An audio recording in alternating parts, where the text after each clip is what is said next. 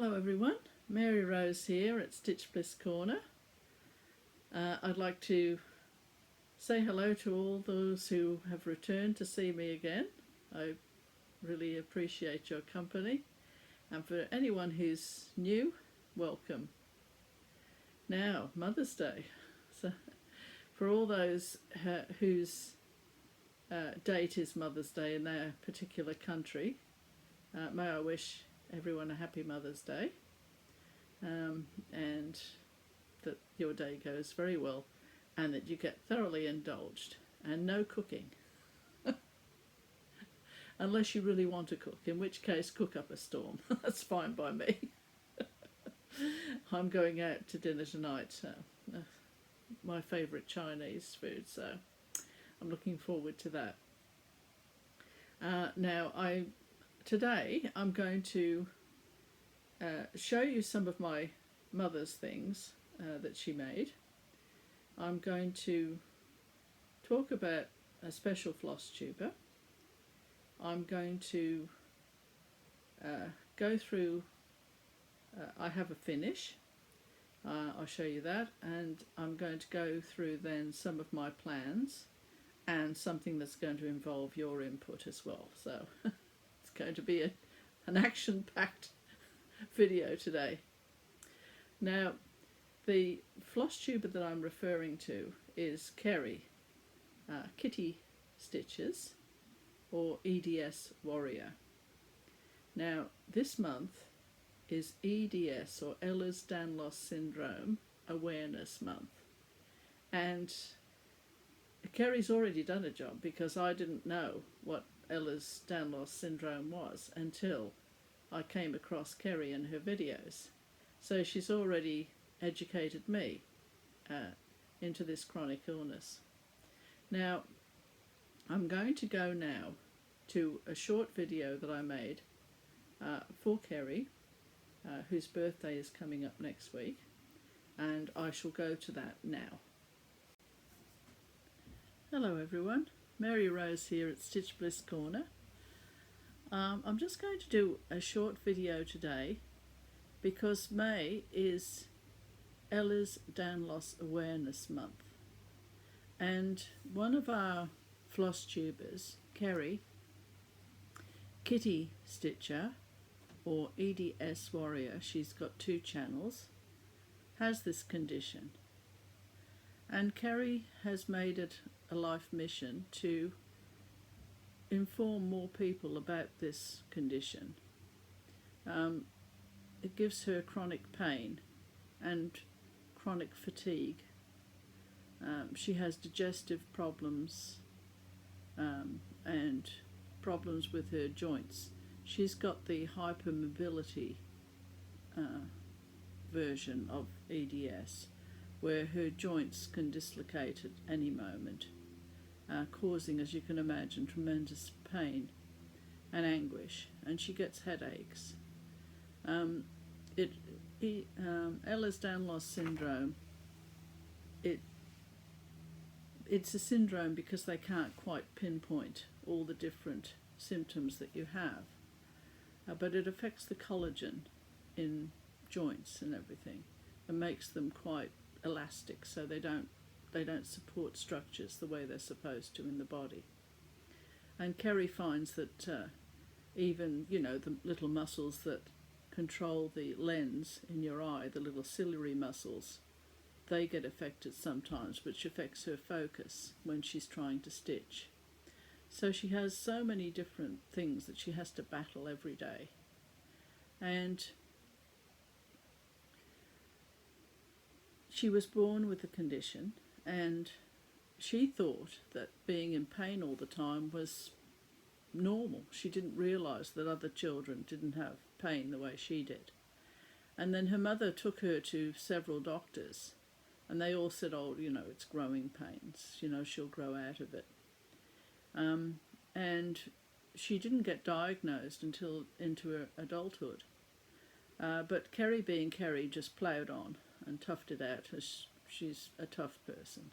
Tough but sensitive, which is, a bit of a opposites, but she is sensitive, and she's tough. So she went to university and learnt, became a nurse, and she loved nursing. She really enjoyed it. But of course, when she finished her shift, she would just crash into bed and she wouldn't wake up for hours because she was so exhausted from all you know, it was very taxing on her body. So eventually she had to give that up, and she then became more or less housebound because of her condition. I mean, she goes out in her motorised wheelchair and things like that, but she has problems just getting around. And, you know, things are difficult for her. But she loves stitching, and she was one of the original Flosstubers. And she goes through some of her whips in one of her videos and all this sort of thing, and you know, the normal things that Flosstubers do. But she also has a vlog, and her caring nature when she was confined to the house most of the time would not be denied. So she took on rescue cats, and she looks after those. So she has a lot of little furry companions in her house with her. And if a cat needs special care, because some of these cats are traumatised, as you can imagine, she'll just sit and stroke a cat for a couple of hours to make it feel better and all that sort of thing. And she has names for all her cats. There's one that's called Mackerel. I think it's a wonderful name for a cat. And Kerry was making some guards, you know, what are they called? The go round, grime guards, that's it, the go round Q-snaps the other day. And do you recognise that material?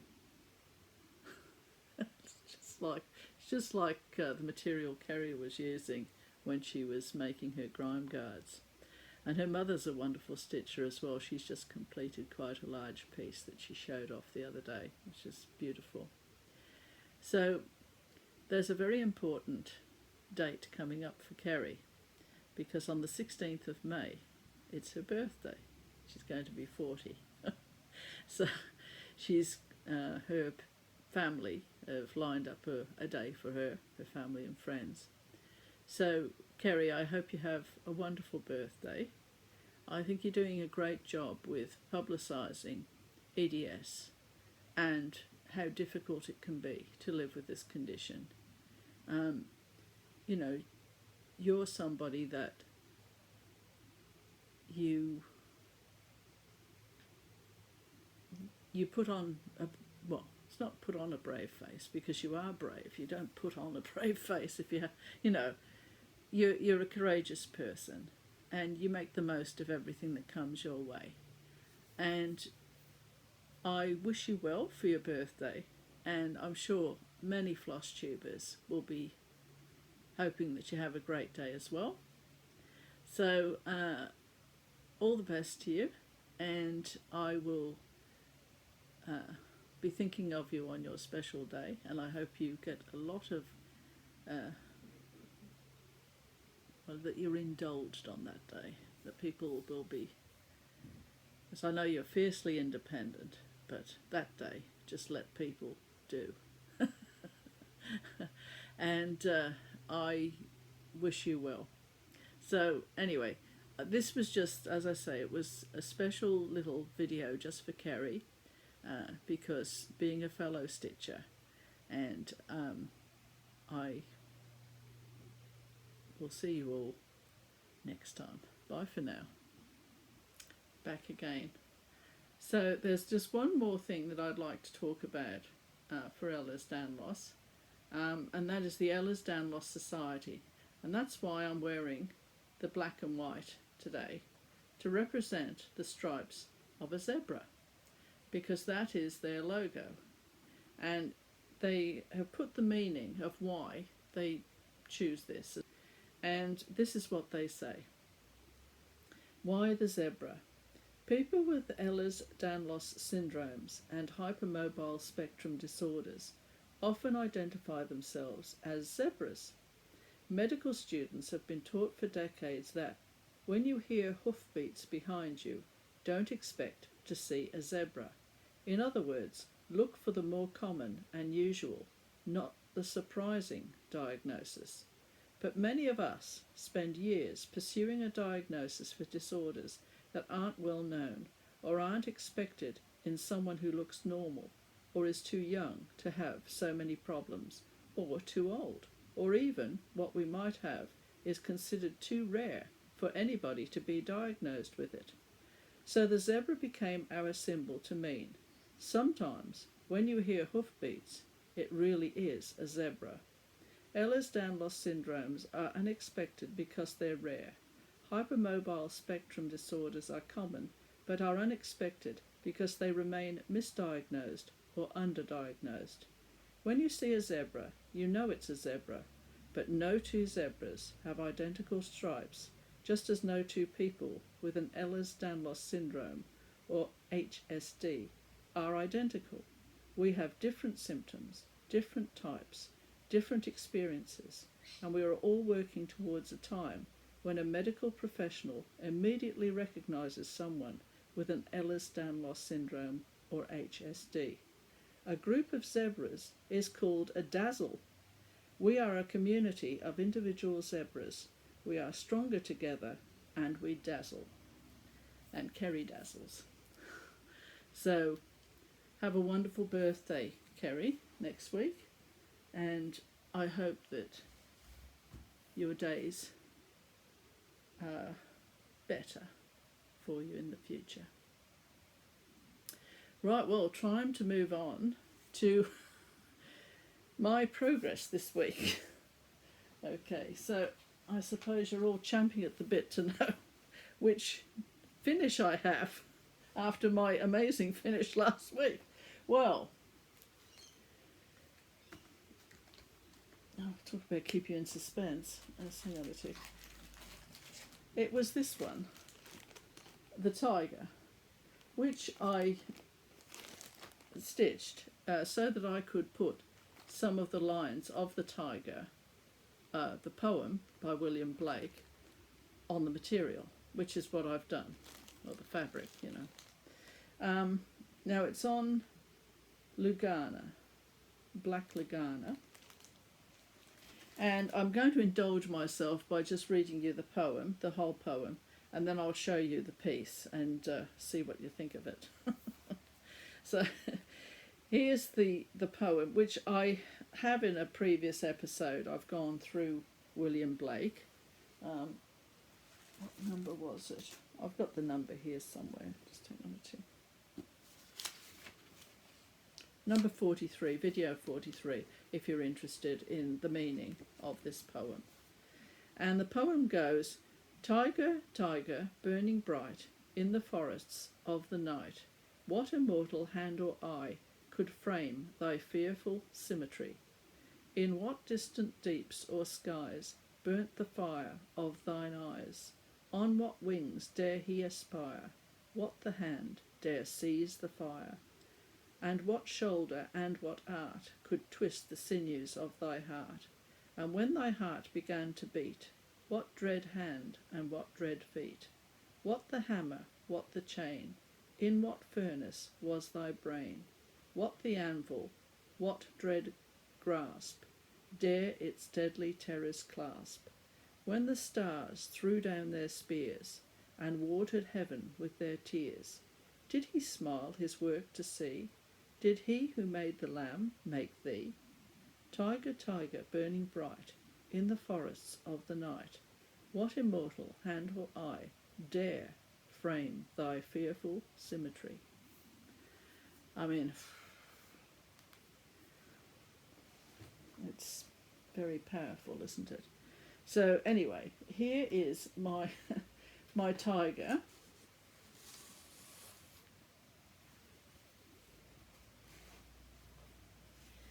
And last time I showed him to you, he had a bit more cheek on one side, and I pared that back because it looked well, a tiger with mumps is not a very good looking tiger, so I took a little bit off.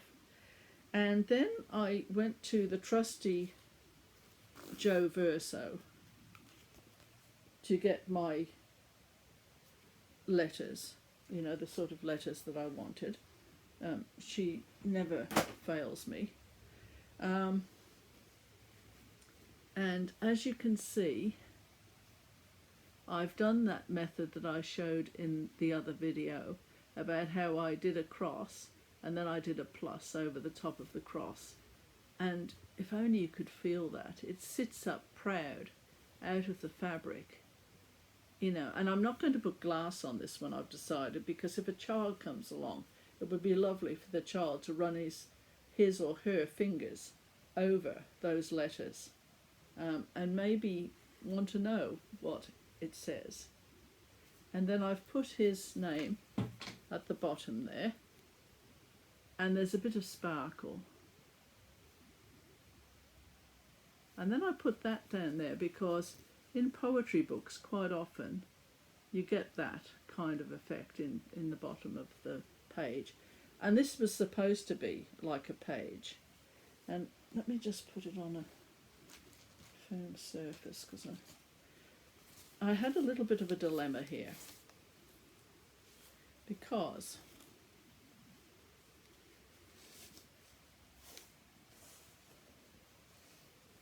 if I had done the bottom line all the way across, then the symmetry would have been way over here, which is quite ironic when you consider the word symmetry.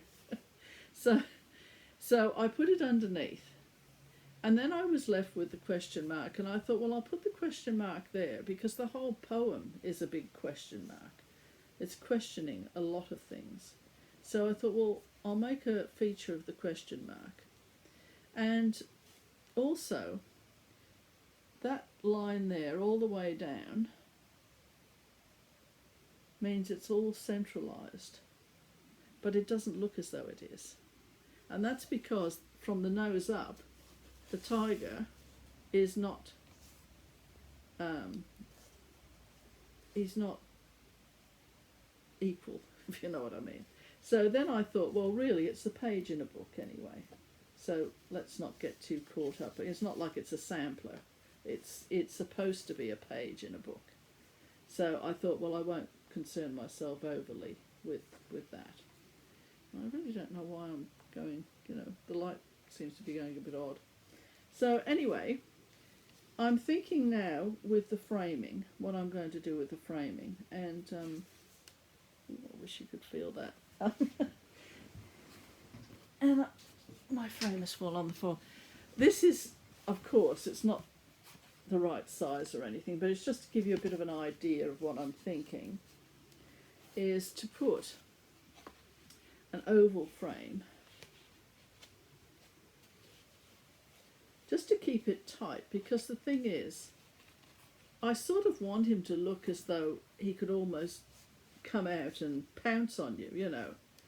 I'll put a little bit of glitter on him, which you probably can't, I don't think you can see. But anyway, he's got all glitter, you know, the Krynic.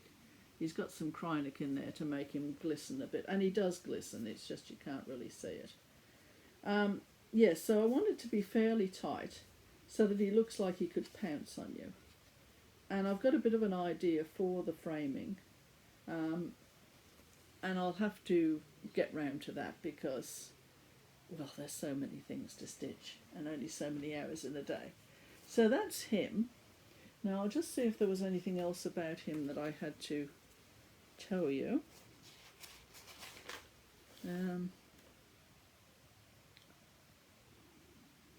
Oh yes, I just chose the words to be orange because, you know, so it would jump out at you. Yeah, so that's that one. Now I think what I'll do, I'm going to show you the other piece of stitching I've been doing, but I did say that I would show you some of my mother's work, which I will show you now. Now, in the background there, that is my mother's work. She had a great sense of colour, I think, my mother. I'll just see if I can scan around a little bit. Yeah, that's her work there. And she was someone that she didn't like to see things wasted either. So she was a traditionalist. I mean, she didn't go out and buy fabric to get a look or anything like that. She would have old dresses and things that she got from op shops, cut them up and use the material in them. The blue, of course, she did get that because that, you know, she needed a border that was to harmonise the whole piece. But she was very much a waste not, want not person, which a lot of people of my mother's generation were like that because they'd been through the war. And they used to, one of their favourite things to eat was bread and dripping. You know, you get on the rare occasion you had meat or sausages or anything like that, it was all caught, you know, all the juice and everything that came off the sausages and everything, and that would solidify, and you didn't have butter, you know, it was a luxury and everything. So you'd have bread and dripping, and sauce, just, you know, like sauce that you put on your mashed potato and everything. You'd have that in a sandwich. I mean, I can remember that. Anyway, whatever. Sorry, off on a tangent there. Now this here, this is some of her crocheting. And I just love my mother's eye for, well, my late mother, but, you know, she lives on. She lives on in her, you know, work. You can still smell her on there. So here's the way she harmonised colour. She loved colour, but she could still do something that's quite subtle. So that's another thing that she did. And then there's one last one that I have here, because of course we all got something of hers. And the hexagon one, she actually did for my daughter. So, you know, she will be getting that back. And this is something that she did. It's vast, this piece. It can go on a queen-size bed and practically touch the floor on both sides. And it's sort of knitted. Oh gosh, there's so much of it.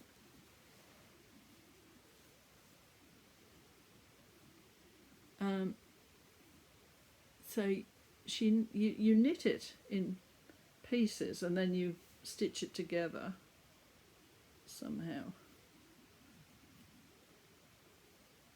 Just stitch that. Sorry, I'm a bit foggy on this one as to exactly how she constructed it. But I can remember her sitting there knitting, you know, quarters of it. So somehow it was put together. And then she put the edging. But it's vast, you know. So, and very warm, as you can imagine. Quite heavy.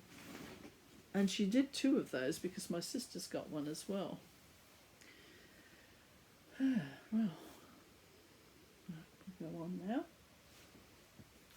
Beach Babies is the other one I've been working on.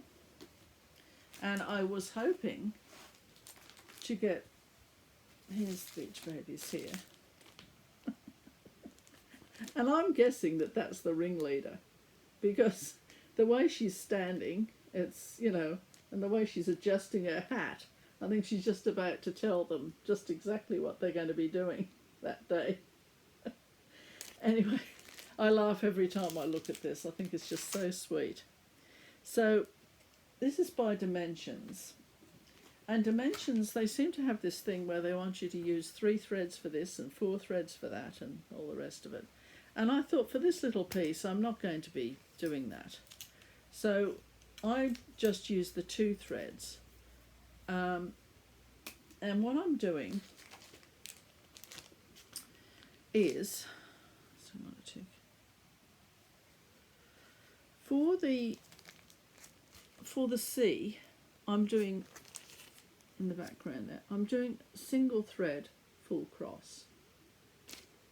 Then for all the greenery here, in the background greenery, I'm doing half stitch and some other half stitch there for the background. And the fence I'll do full stitches. And then they've got here, I don't know if you can see it or not. I'll just take it out of the wrapping.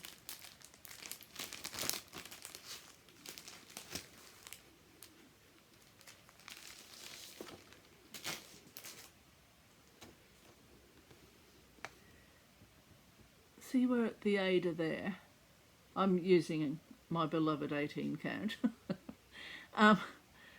which is, I think the one in there is not 8, it's not, I think it's 16, the one they provide. But anyway, I'm using 18. And where it's supposed to be just Ada with nothing on it, I'm doing that in ecru, and I'm doing it in single thread, full cross. So it looks like sand, because I'm happier with that. So that's what I'm doing anyway, and this is where I've got up to with it.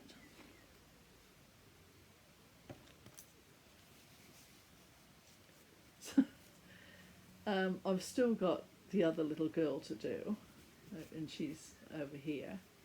And what I'm going to do is I will do her, and then I'm just going to do all the filling in parts just when I'm sitting with the family in the evening or something like that, when I've got a few spare moments. So it's going to be, I wouldn't say long, well that's what I'm planning, but who knows, knowing me, I'll just sit there and do it for a week and have it fully done, because that's just how I roll sometimes.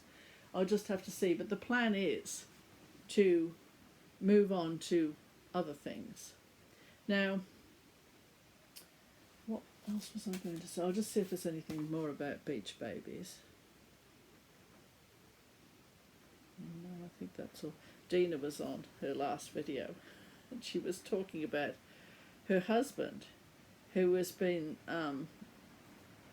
hiking, and a young man near him was camping. I mean, her husband was up on the hill somewhere, that's where he pitched his tent, and a young man that he'd seen on and off through the walking trails and everything, he suddenly turned up on the trail, and he hadn't eaten for a day, and it was because he, see, this is where I think to myself, in Australia there are all sorts of venomous creatures that, you know, but we don't have bears. And I thought I would be hopeless in the wilderness in America because, sorry, I'm going off. This young man, apparently over where there are bears, you have to put all your food inside a canister and hang it from a tree so that the bears can't get to your food. And you don't have any food in your tent, because if you do, they come looking for it, which is horrifying. Anyway, he did. He put all his food in a canister. He did the right thing. But then the bears went and broke the bough off the tree and somehow made off with his canister. So he didn't have any food for a day. He had to hike out of where he was to get to the trail. So his father could pick him up and take him to get some food and everything. So, you know, Dina was relating this story, and I thought, and she was very good, because she said it's a public service announcement just to be very wary when you're out in the wilderness, not to have a chocolate bar or anything in your tent. And I thought, well, if I was, you know, hiking in America, probably the bears would all come straight for me, because I probably, you know, they'd be all, you know, the cafeteria's open, and I'll probably would be past tense. So, yes, amazing. Anyway, so now to move on, what else was I going to do? Oh yes, now I did mention that I wanted a bit of time towards the end of this month to do a bit of painting again. And some of my commenters have asked me to show some of my pictures. Now, bear in mind that these are ones that didn't go anywhere because they were ones that, you know, all the ones I do I give away. So I really didn't have any current ones. I mean, you know, one or two here and there. So I thought, well, I'll just show you a few of those. And I rifled some out from my drawer.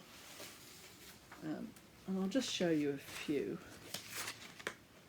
And I say I only like birds. You know, I mean, I have done a few sort of landscapes and everything, but I love birds, so they're really the ones that I do. And a lot of them are just quick sketches, just to, you know, water sketches and everything, just to loosen up a bit. That's a honey eater. So you can see how old this one is. It's been sitting in the drawer. A rather well-fed robin. Too much Christmas dinner for him, I think. So then I haven't finished this one, but it's a cockatoo. They make a tremendous amount of noise, those birds. And this is another one I haven't finished. It's an owl, as you can see. Obviously, it's an owl. But I've still got to put all the shadows in that one. Oh, now Kelly Bell might like this one. It's a little dachshund. I thought I'd try an animal, like other than a bird. So anyway, so that's just one or two. Oh, there's one where there's a little one in the nest. So they've got to be detailed up, but that's really, I think that's a Brahmani kite there. So yeah, as I say, oh, here's a couple of finches.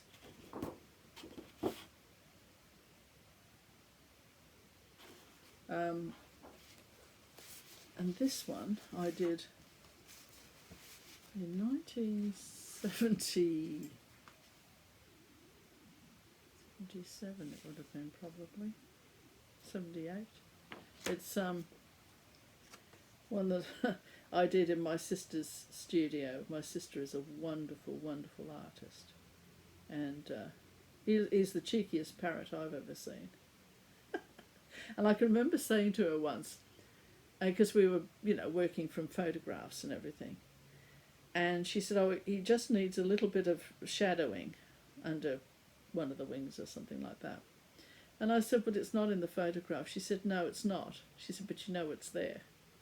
And I think that's the difference between a fabulous painter and a mediocre one, like me. You know, I'm not, I don't pretend to be any great shakes, but my sister's a wonderful, wonderful artist. Quite like the look on the face of that one.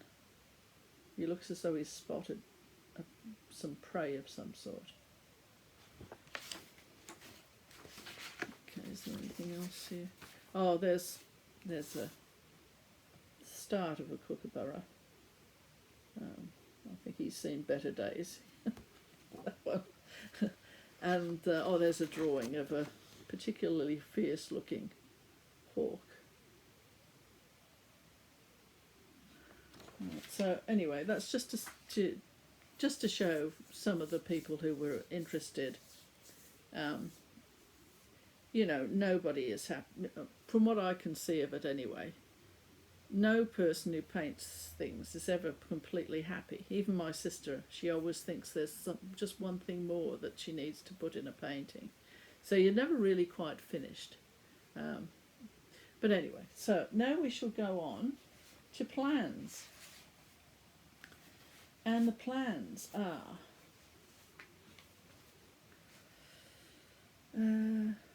yes, now what my plans are, I want to spend the rest of this month working on my Robert Frost piece, which I did show in the last video. It's a scene. It's actually a sunrise, but it could just as easily be a sunset, in my eyes anyway, to go with his poem. I want to work on that, and I also want to work on Harlequin, the Cézanne Harlequin.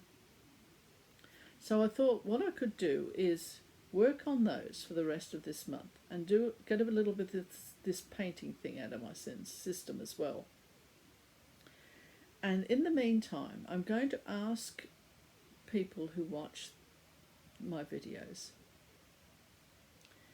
which larger work I should do, because I am absolutely down the line that I've last video I was saying that there were a lot of large pieces that I was torn. I didn't know which ones to do.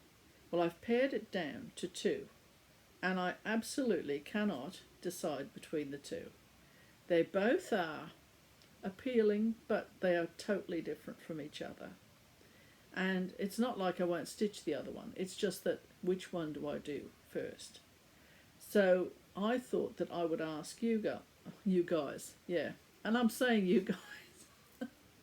I'm going to ask you people out there what one I should do.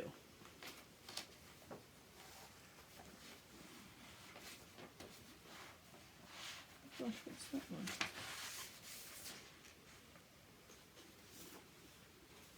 Oh, just a couple more birds. This one. And there's the other. He looks as though he's sizing you up, really, doesn't he? Anyway, sorry, that just, it's over the top of what I'm looking for. Here. Right, now, here are the 2 large stitching pieces that I'm going to ask which one, from everyone who watches, I'm going to ask you to vote which one you think I should do first. Okay, so it's either this one, Heaven on Earth, or this one, Rise Above. Now, that is my problem. I have no idea which one. And I thought, well, maybe it would be very good if I could ask you which one, and then when the decision is made, I'll just hold them a bit longer. Need to have a look. When the decision is made, I'm going to be doing 18 count Aida, which is my preferred fabric for a large piece, unless I want to do detail in the faces, in which case I use the Hardanger 22. But anyway,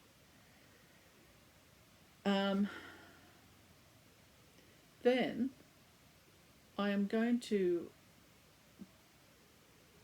go right from the start with this. Once I know which one I'm doing, I'm going to involve everybody right from the start with the gridding. I'm going to show you the gridding, how I do that. I'm going to show you the way I put my threads out. The whole thing is going to be from absolute start to absolute finish, and I want to take you all along with me. So that's what my plan is. Now the other thing I'm going to do, because I'll probably come back probably the 1st of June, so you'll have plenty of time to put your votes in. If it comes to be a dead heat, which I very much doubt, but if it did, Snickersnack is going to have to toss a coin. because I can't decide. And then I have, my husband has made me a list out of all the special requests of people for topics. I've got them all here to cover. And I'm going to do some work to get them organised, because a lot of the topics I cover, I already have a bit of an idea anyway of the era or whatever, and then I have to check my facts to make sure that they're correct, and then put it together in a way that's not bone-crushingly boring. But I'm more interested in the actual people of the era that I'm doing, and what motivated them, and then fit the history a little bit round that, to make it a bit more interesting. Because, I mean, you know, there's only so many hours, minutes you can sit through something. So I try to condense it down as much as I can.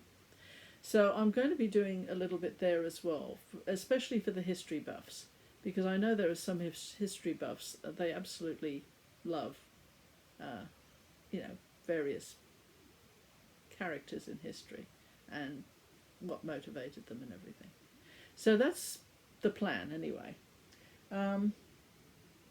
So I think that's all I have to say today. I just want to once again wish Kerry a happy birthday. She went to Lake Windermere yesterday with her family, and she was absolutely exhausted when she got back. But she went, that's the favourite place on earth, she always says. So she went to see that, so that was very nice for her.